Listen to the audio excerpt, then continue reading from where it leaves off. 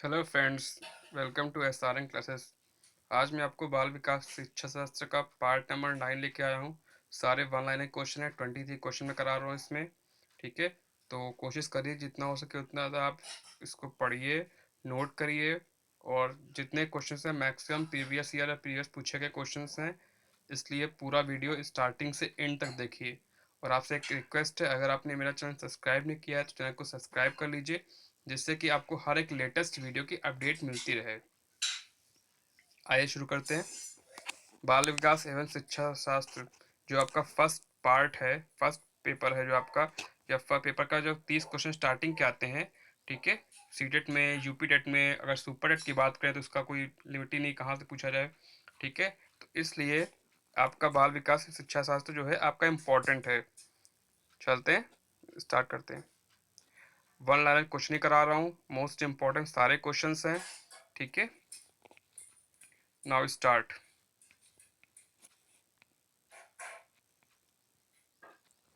देखिए पहला question, Robert गेने कहाँ के वैज्ञानिक थे? तो वो कहाँ के वैज्ञानिक थे? वो अमेरिका के वैज्ञानिक थे। ठीक है, रॉबर्ट गेने कहाँ के वैज्ञानिक थे? वो थे अमेरिका के वैज्ञानिक। तो फर्स्ट क्वेश्चन आपको क्लियर हो गया होगा। बात करते हैं फिर सेकंड क्वेश्चन की तरफ। रॉबर्ट गेने ने बालक के विकास को ध्यान में रखते हुए अधिगम की प्रक्रिया को कितने भागों में बांटा हुआ है? तो कितने भागों में बांटा गया है? ये देखिए, 8 भागों में उन्होंने बांटा। ठीक है, रॉबर्ट गेने ने बालकों के विकास को ध्यान रखते हुए अधिगम की प्रक्रिया को 8 भागों में बांटा है। ठीक है, जिसका क्रमिक रूप दिया है। पहला कौन सा है? संकेत अधिगम। ठीक है, पहला कौन सा है? संकेत अधिगम। दूसरा कौन सा है? उद्दीपक अधिगम अभिक्रिया, एसआर अधिगम भी कहते हैं, आपने पढ़ा होगा स्टिमुलस रिस्पॉन्स थ्योरी। ठीक है, उद्दीपक अधिगम अभिक्रिया, क्या बोलते हैं इसको? एसआर अधिगम, स्टिमुलस रिस्पॉन्स पढ़ा होगा आपने। आइए चलते हैं आगे तरफ। दो हो गए, तीसरा देखिए। तीसरा कौन सा है? श्रृंखला अधिगम। कौन सा है? श्रृंखला अधिगम। चौथा आपका है शाब्दिक अधिगम। चौथा है शाब्दिक अधिगम। पांचवा कौन सा है? बहु विवेदन अधिगम। कौन सा है? बहु विवेदन अधिगम। और छठा कौन सा है? प्रत्यय अधिगम। प्रत्यय अधिगम। सातवां कौन सा है? सिद्धांत अधिगम। और आठवां क्या है? समस्या समाधान समाधान अधिगम। ठीक है, तो ये आपके थे रॉबर्ट गेने के अकॉर्डिंग। रॉबर्ट गेने के अकॉर्डिंग क्या है? ये उन्होंने दिए थे 8। ठीक है, तो ध्यान रखिएगा। सबसे आपका स्मार्ट जो इसमें है, आसार एसआर थ्योरी आपने पढ़ी होगी, स्टिमुलस रिस्पॉन्स। ठीक है, चलते हैं अपने थर्ड क्वेश्चन की तरफ।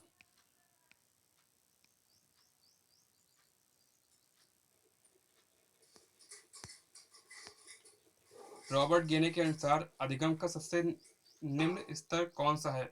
तो कौन सा निम्न स्तर है? संकेत अधिगम। ठीक है, तो इस चीज को नोट कर लीजिए। संकेत अधिगम क्या है? वो उनका सबसे निम्न स्तर का अधिगम उन्होंने बताया है इस चीज को। चलिए फोर्थ नंबर देखिए क्वेश्चन। रॉबर्ट गेने ने श्रेणी क्रम सिद्धांत के अनुसार अधिगम को सबसे उच्चतम स्तर कौन सा है? तो कौन सा है? समस्या समाधान अधिगम। जो 8 अधिगम मैंने आपको बताया है उसमें सबसे लास्ट अधिगम कौन था? ये था समस्या समाधान अधिगम।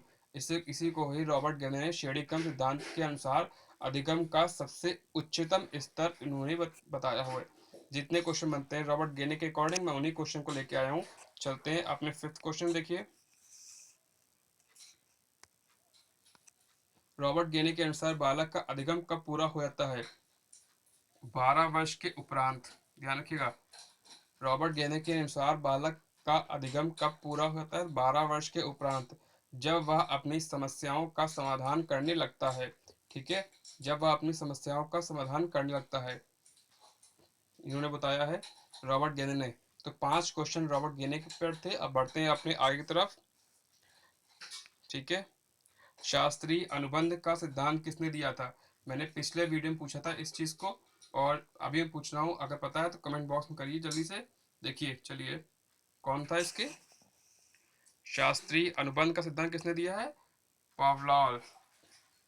पावलॉव। ठीक है, पावलॉव ने दिया था शास्त्रीय अनुबंध का सिद्धांत। आपको पता होगा इन्होंने प्रयोग किया था। इन्होंने किस पे प्रयोग किया था?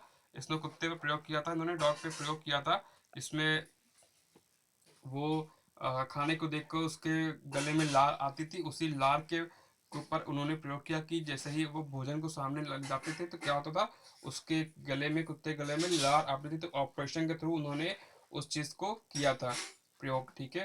तो वहाँ पे जैसे वो एक बार वो किसी घंटी बजी, उसके मुंह में क्या हुआ, लार आ गई, ठीक है, बिना खाने के उससे ही।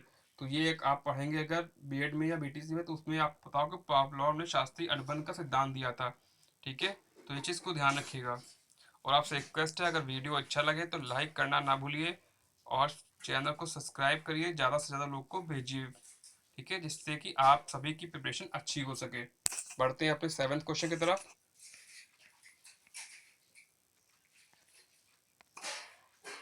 पावलोव किस संप्रदाय के समर्थक थे? तो किसके समर्थक थे वो? व्यवहारवादी समर्थक थे, ठीक है।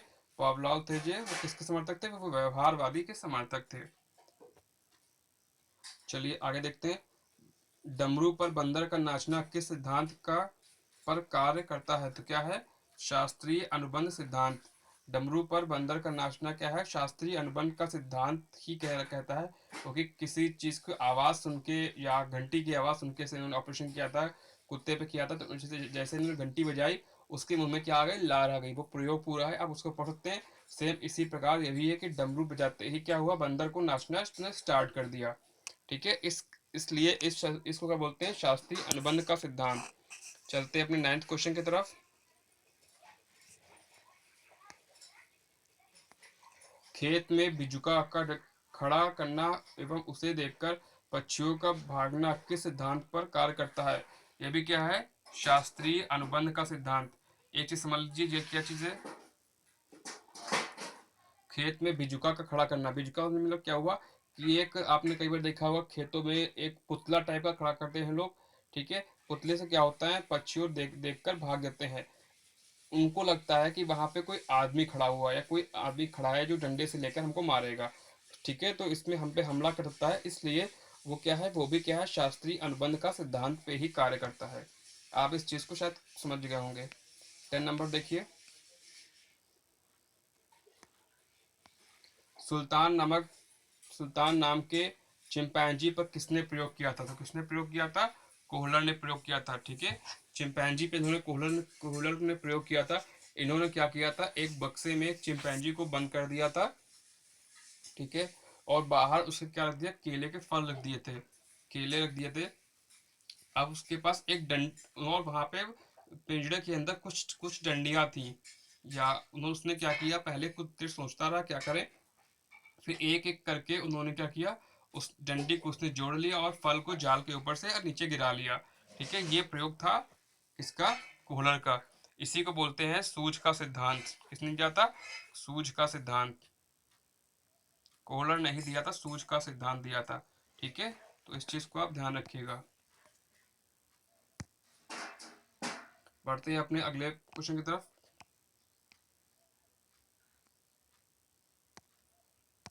गर्भवती महिलाओं में कितने वजन की वृद्धि होती है? कितने होती है? 10 से 12 किलोग्राम। मनुष्य की प्रजाति का नाम है। तो मनुष्य की प्रजाति कौन सी है? इसको बोलते हैं होमो सैपियंस।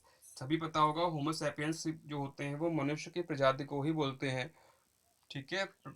चलते हैं अगले क्वेश्चन की तरफ, 13 नंबर क्वेश्चन की तरफ। पिंड अवस्था का समय होता है 2 सप्ताह से 8 सप्ताह के लगभग, ठीक है। चलते हैं डिम्ब अवस्था का समय होता है 14 दिन का। 15 नंबर क्वेश्चन देखिए।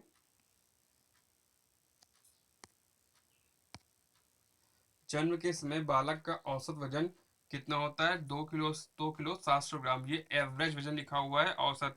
अब इसका मतलब ये नहीं है कि हर कोई बालक जो होता है वो इसी वजन के अकॉर्डिंग होगा, ठीक है। तो कोई 3 किलो होता है, कोई 4 किलो हो सकता है। तो एवरेज वजन जो होता है वो कितना होता है? वो होता है 2 किलो 700 ग्राम, एक एवरेज वजन निकल के आता है, ठीक है। अब बढ़ते हैं।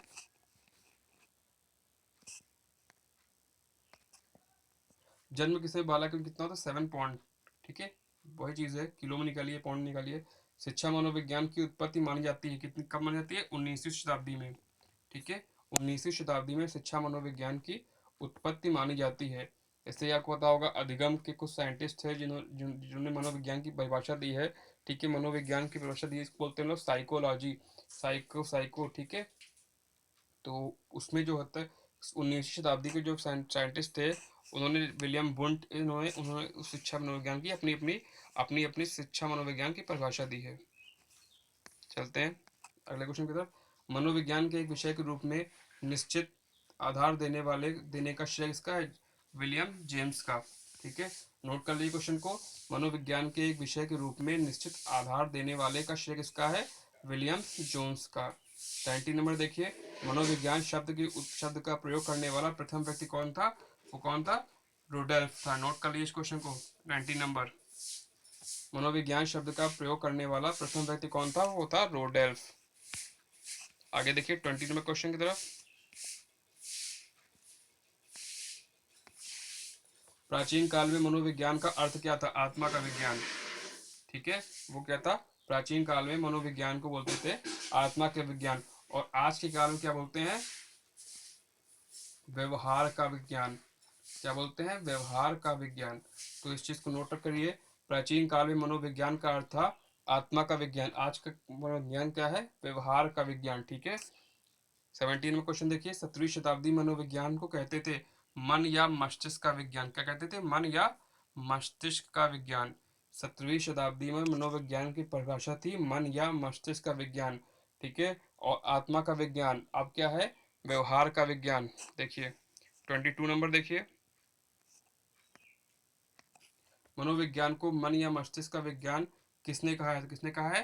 पोम्पोनॉजी ने कहा था। किसने कहा था? पोम्पोनॉजी ने। तो इस क्वेश्चन को भी ध्यान रखिएगा, मन एंड मस्तिष्क का विज्ञान को ही मनोविज्ञान प्राचीन काल में कहते थे। ठीक है। 18वीं शताब्दी में मनोविज्ञान कहता था, किसने कहा था? चेतना का विज्ञान। ठीक है, किसका विज्ञान है? चेतना का विज्ञान। 18वीं शताब्दी, ध्यान रखिएगा, 18वीं शताब्दी में कौन सा विज्ञान आया? चेतना का विज्ञान। ये सभी मनोविज्ञान के ही अपने अपने रूप हैं।